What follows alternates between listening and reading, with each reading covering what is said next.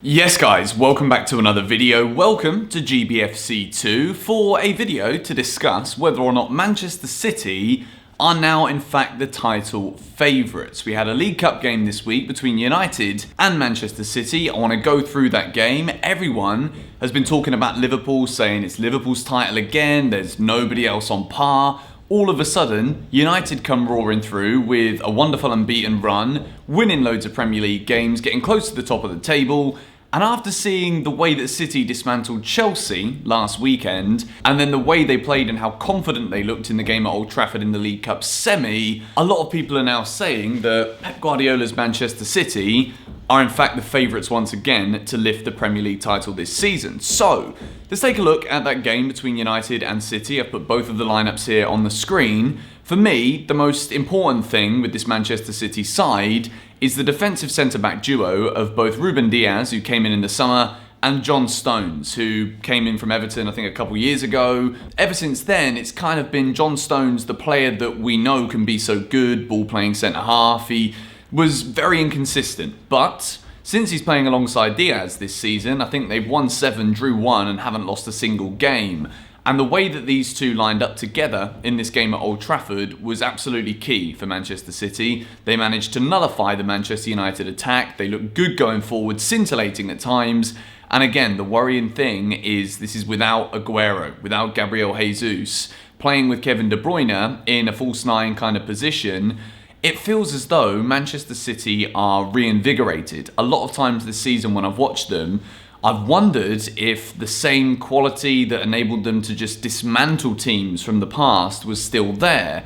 Whether it was just a bit of boredom, perhaps, of playing the same way all the time, and maybe some of the players just weren't feeling it. I know it's a weird thing to say about a professional football club that are looking to compete on all levels with Pep Guardiola as their manager, but there were times at the early stages of this season where a lot of the City players looked disinterested, and when Kevin De Bruyne wasn't on the top of his game, which I'd say this season he's certainly not been at the top of his game, Raheem Sterling as well, there's been a lot of discussions about him regarding, since Leroy Sané left the club, is there as much pressure on Raheem Sterling to really deliver game by game, because there's not really somebody to come in and immediately replace him if he's out of form.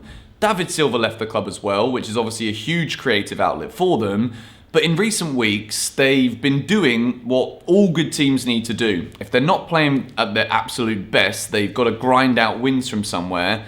And in the build-up to the last 2 matches they've played, which are the ones where everyone's really taken a step back and saying, okay, City are back. They're in a good run of form. They're playing some brilliant football again against both Chelsea and Manchester United away from home, with multiple first-team players missing from their starting 11s and squads. So the fact that over the Christmas period, nobody other than United and City really got steam ahead of themselves. You know, there's been a lot of teams slipping up. Chelsea are the obvious one. I've gone over that a million times over on the GBFC main channel. Liverpool are now winless in 3 games as well.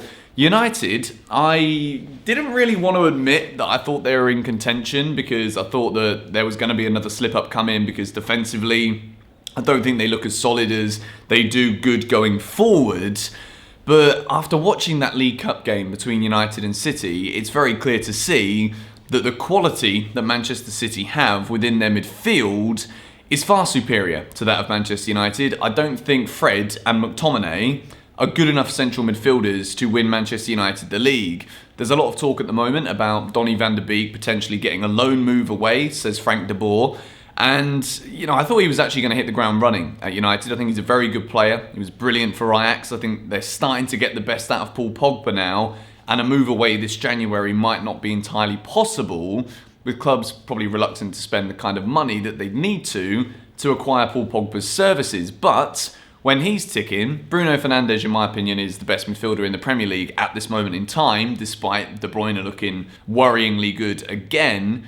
But I don't think the United defence is going to be good enough to win them the league, and I think the midfield is lightweight at best. And if they do get an injury to Fernandes, then I think they're going to fall off quite rapidly, despite Manchester City, on the other hand, looking like they're getting better and better. And when they get into this groove where they're playing the kind of football they're playing again now, it's almost as if they were a little bit bored of what they were doing, and then Pep's kind of grabbed them and pulled them to a side and said, look, we've got all of the quality within this squad. In an unpredictable Premier League season, this is the perfect opportunity for us to really go for it, build up a good run of form, start playing our enjoyable football again, and it's exactly what Manchester City are doing.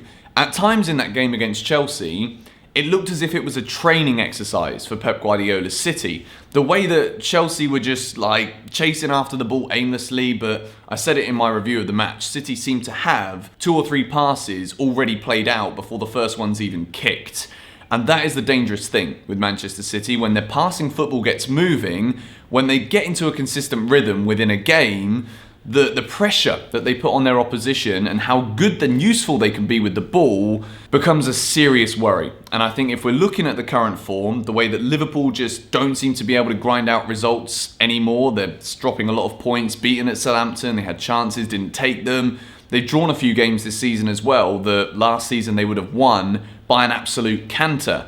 Due to their inconsistencies, due to United, I think they're one injury away from falling away. Spurs, inconsistent as well. I think they're starting to look like they're building up some form again. Chelsea, I'm not even going to try and entertain the title conversation for us anymore. Leicester, inconsistent. And then the other teams at the top as well. Everton looking good.